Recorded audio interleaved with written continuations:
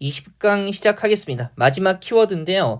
옛말의 문법과 관련해서요. 중세국어 부분이고요. 여기서 잘 나오는 게 훈민정음 제자 원리, 그 다음에 중세국어 기본적인 문법 이런 게 출제가 되는 겁니다. 역시 현행 학교 시험에서는요. 언어 부분에서 이게 제시문형으로 역시 출제가 되고요. 다만 이제 마찬가지로 한번 이해해두면 제시문 나왔을 때 편하기 때문에 한 번은 봐두겠습니다. 그죠?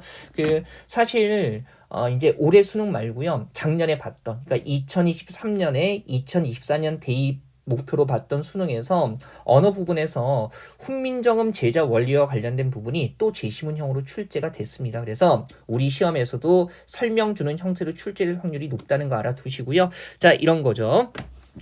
용어 나왔을 때 기본적인 용어도 이해해 두셔야 되고요. 자, 훈민정음 제자 원리 먼저 관련해서 보시면 이 세종대왕은요, 훈민정음 창제하실 때, 그죠? 기본적으로 우리말의 음절, 소리 나는 글자 하나하나가, 그죠? 첫 부분과 가운데 부분과 끝 부분, 즉 초성, 중성, 종성으로 되어 있다고 인지를 하셨던 거예요. 그러면 이제 세 가지로 나뉜다고 3분법 체계로 인지를 하셨기 때문에 그러면 필요한 게 초성에 해당하는 글자, 가운데, 중성에 해당하는 글자, 그 다음에 받침, 그죠? 종성에 해당하는 글자를 의문을 만들어야 되잖아요. 그죠? 그래서 먼저 초성, 오늘날의 자음 만든 원리를 보면 이런 거죠. 초성은 기본자, 가획자, 이체자로 구분이 되고요. 기본자는요, 가나 맛있어 5개인데 발음기관의 모양을 본 때는 상형의 원리로 만들게 되고요. 그 다음에 가획자는요, 획을 더한다는 뜻이에요. 그래서 기본자의 획을 더한 거고요. 일단 기본자의 획을 더한 소리는 기본자와 소리 나는 위치로 같고요. 그 다음에 일정하게 글자의 소리가 세워진다는 특징이 있습니다. 그래서 글자 모양이 소리의 성질까지 반영하는 굉장히 우수한 문자라는 게 여기서 드러나는 거죠. 그 다음에 이체자는요, 체를 모양을 아니면 원리를 달리해서 만든 글자라는 건데 획을 더한 것은 가획자와 같지만 가획자와는 다르게 가획을 해도 소리의 세기가 세워지지 않는다는 특징이 있어요. 그래서 획 더해서 만들었지만 소리의 세기가 세워지지 않기 때문에 특성이 달라지는 거죠. 그래서 이체자, 체를 달리한 글자라고 하는 겁니다. 자, 여기 나와 있는 엄소리, 어금니 야자 써서 아음, 혀소리, 혀에서 나는 소리죠. 혀설자 설음, 입시울 소리, 입술이죠. 입술 순자 써서 수는, 이소리, 이에서 나는 소리죠. 치음, 그 다음에 목소리, 목에서 나는 소리, 후음은요. 이것은 소리 나는 위치 가지고 얘기하는 거예요. 위치. 오늘날하고는 당연히 체계가 조금 다를 수밖에 없겠죠. 그래서 각각의 위치에서 어금니, 혀, 입술, 이 목 쪽에서 소리가 날 때 그때 그 발음에 관여하는 발음기관의 모양을 본떠서 기본자를 만든 거예요. 그래서 어떻게 해요?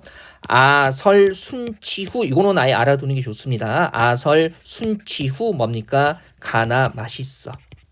이렇게 알아두시고요. 그러면 어금니 쪽에서 기역을 발음할 때요. 혀뿌리가 목구멍을 막거든요. 그래서 이건 보여드릴 수 없어서 혀의 모양을 본뜬 거고요. 그 다음에 혀 쪽에서 니은 발음할 때도 혀끝이 윗잇몸에 닿는 형상을 본떠서 니은을 만든 거고요. 그 다음에 입술에서 미음이라는 소리가 발음이 되는데 그때 입의 모양 본뜬 거고요. 그 다음에 이쪽에서 시옷 발음할 때 이의 모양을 본뜬 거고요. 받침에서 응 발음될 때 목구멍이 열리는 모양을 본떠서 이렇게 만든 겁니다. 그래서 이거 좋은 위치고 각각의 위치에서 그죠? 발음 기관의 모양을 본떠서 기역 니은은 혀, 미음은 입, 시옷은 이, 그 다음에 이응은 목구멍의 모양을 본뜬 거예요. 제가 이거 왜 자꾸 강조하냐면 기역이 아음, 어금니 소리라고 이렇게 말씀드리면 어금니 모양 본뜻하고 가끔 착각하시는 분들이 계시기 때문에 그래서 어금니 쪽에서 기역을 발음할 때 기역 발음하는 혀의 모양을 본떠서 기역이라는 기본자를 만든 겁니다. 그죠? 나머지는 다행스럽게도 좋은 위치에 쓰이는 용어와 실제로 본뜬 발음기관이 일치하기 때문에 그죠? 연상이 편한데 기역은 정말 조심하셔야 되고요. 자, 이거 잡고 나면 가획은 되게 쉽습니다. 오늘날 우리가 쓰는 글자 그대로 보면 되죠. 뭐 있어요? 기역에 획 더하면 키읔, 니은에 획 더하면 디귿, 그 다음에 한 번 더하면 티읕, 그죠? 미음에 획 더하면 비읍과 피읍이 있을 거고요. 시옷에 획 더하면 지읒, 한 번 더 더하면 치읒, 그 다음에 목구멍 소리, 이응에 획 더하면 옛날에는 이렇게 이런 거 있었고요. 한 번 더 더하면 히읗이라는 글자가 나오는 겁니다. 그죠? 그 다음에 이체자. 어금니 쪽에서 이렇게 글자를 만들었는데 얘는 기역보다 소리가 세지지 않기 때문에 소리나는 위치는 어금니 쪽이지만은 그죠? 예. 기역에서 기본자 기역의 가액자와는 성격이 달라요. 그래서 이체자라고 하는 거고요. 혀소리 쪽에 이체자 오늘날 우리가 쓰는 리을이 있었고요. 그 다음에 이소리 치음 쪽에 이체자 이런 게 있어요. 자 그러면 처음에 훈민정음 제자 당시에 초성은 총 기본 음운이 몇 개가 되는 거예요? 그죠? 예, 세어보면 초성 17자가 되는 거죠. 물론 현대 국어에서 우리가 쓰지 않는 거 뭐가 있어요? 요거. 예, 현대 국어에 쓰지 않죠? 이거 이름이 여린 히읗이에요. 그 다음에 요거 현대 국어에 쓰지 않죠? 요거 옛니응이라고 얘기하고요. 받침에서 응 소리 나는 겁니다. 그 다음에 요거 그죠? 요거 반침이라고 얘기를 해요. 얘네는 가획을 해서 만들었지만 소리의 세기가 세지지 않기 때문에 요거 세 개 묶어서 뭐라고요? 이체자. 그러면 현대 국어의 자음의 기본 음운수는 몇 개예요?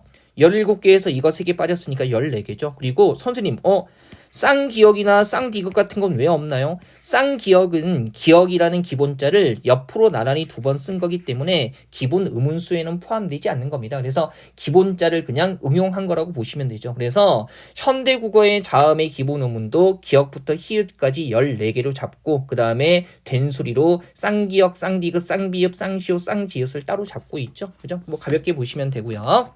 그 다음에 중성, 모음입니다. 모음. 현대국어의 모음이고요. 훈민정음의 중성 같은 경우에 역시 기본자, 추출자, 그 다음에 제출자로 구분이 되는데요.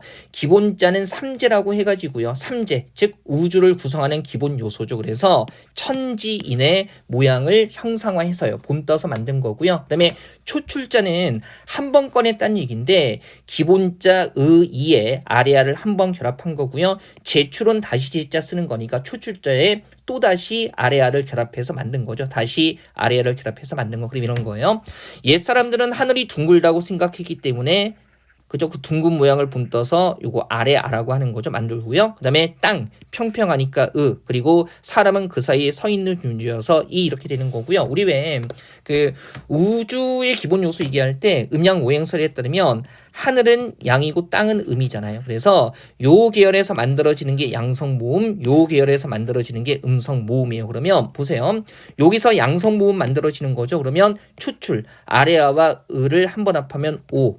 그 다음에 아래아와 이를 합해서 제출은 한 번 더니까 이렇게 요와 야. 그 다음에 음성 우와 그 다음에 아래아 한 번 더 더하면 유와 여 이렇게 되는 거죠. 어렵지는 않죠. 그래서 훈민정음 제자 당시에 중성의 기본 음운은 총 11자. 그래서 우리 왜 훈민정음, 세종어제 훈민정음 해가지고요. 어제 서문 보면 새로 28자를 맹가논이라고 나오거든요. 그래서 초성 17, 중성 11 얘기하는 거고요.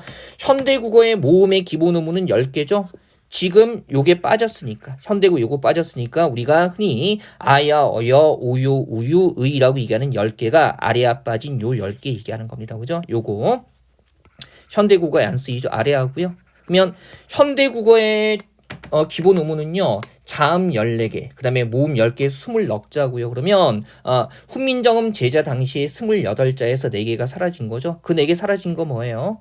예, 상식으로 알아도 여린 히읗, 반치음, 그 다음에 옛니응 그리고 아래아 이렇게 4개가 사라진 겁니다. 그죠? 확인하시고요. 자, 그다음에 다음 페이지 보시면 종성, 받침이 이렇게 나와 있는데요. 그죠? 그러면 받침도 따로 만들어야 될 것 같은데 이미 세종대왕께서 받침에 쓰이는 그런 음운이 초성에 쓰이는 것과 발음이 같다는 거 인지를 하셨던 거죠. 그래서 받침에 해당하는 글자를 따로 만들지 않았던 겁니다. 여기에서 또 세종대왕의 천재성이 드러나는 거죠. 그래서 받침에 해당하는 글자를 따로 만들지 않았기 때문에 기본 음운의 수를 획기적으로 줄일 수가 있었죠. 우리 설명 보시면 어차피 초성과 종성이 음운 논적으로 동일하다는 사실을 인지했기 때문에 종성, 받침을 따로 만들지 않고 이미 만든 초성을 다시 종성으로 썼던 겁니다. 그걸 우리가 종성, 부용, 초성, 종성, 받침은 부용 다시 쓴다. 무엇을? 초성을 다시 썼다는 거예요. 그죠? 그래서 요거 알아두시면 되고요. 어차피 이런 거죠. 감했을 때 받침에서 발음되는 미음이 말했을 때 초성에서 발음되는 미음과 동일하다는 사실을 이미 알고 있었기 때문에 이미 초성으로 만든 애를 받침으로 다시 썼던 거죠. 그래서 이제 종성을 따로 만들지 않았던 겁니다. 자, 이렇게 문자, 의문을 만들고 나면 어떻게 조합해서 쓸지 알려줘야 되지 않겠습니까? 그래서 이제 문자 운용 방식도 기본적으로 알아두시죠. 자, 이어쓰기. 니저쓰기라고 하는 거고요. 얘는 그냥 지읒으로 발음하면 돼요. 다른 말로 연서라고 하는 건데 초성자 두 개를 뭡니까? 밑으로 이어쓰는 방법이에요. 그래서 비읍과 이응을 이렇게 밑으로 이어쓰는 걸 우리가 이어쓰기, 연서라고 하는 거고요. 얘의 이름은 순경음 비읍이라고 합니다. 현대국어에는 당연히 쓰지 않죠.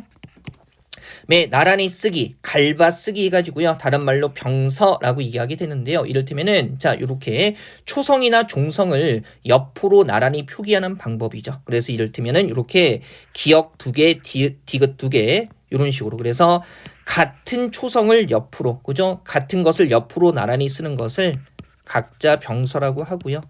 이런 것들 시험에 나올 때는 개념 설명해주고 뭐 이런 것들이 쓰인 용례를 선택지에서 찾으라는 식으로 출제가 됩니다. 그 다음에 이렇게 시옷 기역, 그 다음에 비읍 시옷 해가지고요. 서로 다른 초성 두 개를 옆으로 나란히 쓰는 것을 우리가 합용병서라고 얘기를 해요. 특히 이제 서로 다른 자음 두 개를 단어 첫머리에서 나란히 쓸 때 이럴 때 한해서 우리가 이런 것들은 또 어두자음군이라고 부르기도 합니다. 한번 이해는 해두시고요. 제시문에 설명 나왔을 때 적용만 잘할 수 있으면 돼요. 붙여쓰기. 다른 말로 이제 부서라고 하는데 이런 거죠. 초성과 중성을 결합해서 표기할 때 중성, 즉 모음을 초성의 오른쪽에 쓰느냐 아니면 아래쪽에 쓰느냐 이거 알려주지 않으면 처음 본 사람들은 어떻게 결합해서 써야 할지 모를 거 아니겠어요. 그죠? 그래서 이를테면은 밑에 붙여쓰기 하부서에서 중성들 중에서 초성의 아래쪽에 붙여 쓰는 것들을 규정해 놓은 거예요. 아래와 같은 건 아래쪽에 붙여 쓰죠. 이거 그리고 뭐 우 같은 거 당연히 아래쪽에 붙여 쓰죠. 현대국어 쓰임과 다르지 않습니다. 그 다음에 오른쪽에 붙여 쓰기, 즉 초성에 오른쪽에 붙여 써야 하는 중성들을 규정해 놓은 거예요. 역시 현대국어와 일치합니다. 그래서 나라시나 아니 같은 거 보면 아 같은 애들은 초성의 오른쪽에 쓰고요. 이 같은 애들도 초성의 오른쪽에 쓰게 되는 거죠. 그죠? 당연히 처음에 음운 만들고 나면 어떻게 조합해서 써야 하는지 보여줄 수밖에 없었을 거예요. 중세국어 주요 문법. 자, 이것도 그냥 가볍게 보시면 돼요. 그죠? 용어만 이해하시면 되고요. 이때는 글자 하나하나마다 성조, 이게 음의 높낮이 얘기하는 거예요. 지금은 없죠. 높낮이가 있었고 이것이 글자 왼쪽에 찍는 방점으로 표기가 됐습니다. 그래서 사람의 언어를 뜻하는 말 같은 경우는 이렇게 방점 두 개를 찍어서 아래에서 위로 올라가면서 발음하라는 표시를 했던 건데 뭐 굳이 성조의 종류나 방점의 개수 이런 거 외울 필요 없고요. 그냥 용어 나왔을 때 이런 거였구나 이해만 하시면 되죠. 어쨌든 이럴 때는요. 성조라는 것을 통해서도 의미가 구별이 됐다라는 거 요거 생각하시면 돼요. 높낮이를 통해서도 의미가 구별됐고 그 높낮이 즉 고절을 표시하는 게 글자 왼쪽에 찍는 반점이었었다라는 거 알아두시면 되고요. 그 다음에 이 당시에 주격조사는 2만 쓰였습니다. 2계열만.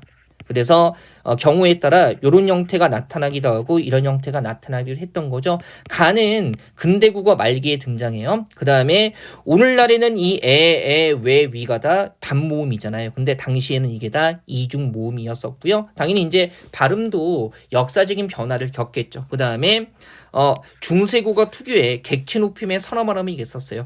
지금 현대국어에서는 높임과 관련된 선어 발음이가 주체 높임의 선어 발음이 시밖에는 없잖아요. 근데 이 당시에는 객체 높임의 선어 발음이가 이를테면 삽이라든가 잡이라든가 반치음 쓰는 잡 같은 게 있었다라는 거 특이한 부분이고요. 역시 이 쓰임을 물을 때도요. 제시문이 주어지니까 걱정하지 마시고요. 그 다음에 5번 마지막입니다. 중세국어는 현대국어에 비해서 상대적으로 고유어가 더 많았던 것으로 추정이 되고요. 그 다음에 이 시기의 고유어들이 이제 현대국어로 오면서 상당수가 한자어로 대치되는 양상을 보입니다. 이를테면 오늘날 우리가 쓰는 강이나 산이나 백이나 천은요 다 한자어를 쓴 거고요. 옛날에는 강 대신 가람, 산 대신 매, 백이라는 수 대신 온이라는 거, 그 다음에 천이라는 한자어 수 대신 지문이라는 개념을 썼다는 거죠. 가볍게 이해해 두시면 되겠습니다. 이 훈민정음 제자 원리나 문자 운용 방식, 표기법 같은 것들은요, 요즘에 학교 문법에서도 꾸준히 나오는 거기 때문에 요거 잘 알아두셔야 되고요. 이해 잘 해두시면 돼요. 자, 문제는 가볍게 확인용으로만 보죠. 132쪽입니다. 그죠? 자, 훈민정음의 28자모책에 들지 않는 거 기본 의문이 아닌 거죠. 순경음 비읍 4번은요. 기본 의문에 들지 않습니다. 초성 17, 중성 11에 했을 때 거기에 들지 않죠. 얘는 그냥 비읍과 이응이라는 초성의 기본 의문을 뭡니까? 위아래로 이어쓰기.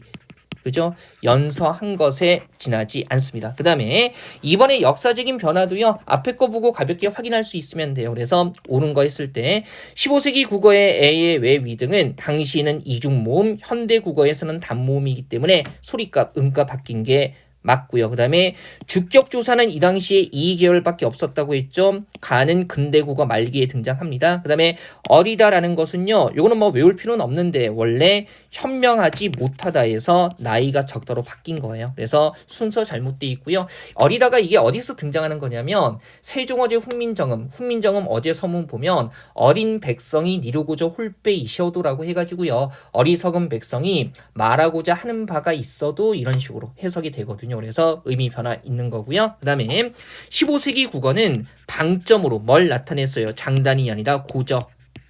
높낮이를 나타냈다고 했죠. 그래서 뭐 장차 소리의 장단이 높낮이로 바뀐 게 아니라 원래부터 방점 자체가 성조, 음의 높낮이, 고저를 표현했던 겁니다. 그래서 정확하게 이해해 두시면 되고요. 너무 부담 갖지 마시고요. 다만 훈민정음 제자 원리는 아예 알아두셨을 때 문제 적용하기 편하기 때문에 제자 원리는 꼭 기억하시고요. 나머지 문법적인 용어들은 크게 부담 갖지 않으셔도 됩니다. 자, 이렇게 해가지고요. 우리가 그 스텝 2의 이 언어편도 마무리하게 됐습니다. 끝까지 잘 학습해 주셔서 감사드리고요. 이제 다음 주부터는요, 제가 카페에 따로 공지할 텐데, 스텝 3 적기 파트 1 이어집니다. 그죠? 여러분들이 가장 많이 해보고 싶어 하시는 부분들이죠. 그래서 스텝 3 적기 강의할 때 세부적인 방향이나 설명은 조금 더 드리도록 하고요. 교재 역시 PDF로 카페에 올리겠습니다. 조금만 기다려 주세요. 자, 스텝 2, 그죠? 기태형 필기노트 언어는요, 이렇게 해서 마무리하도록 하겠습니다. 감사합니다.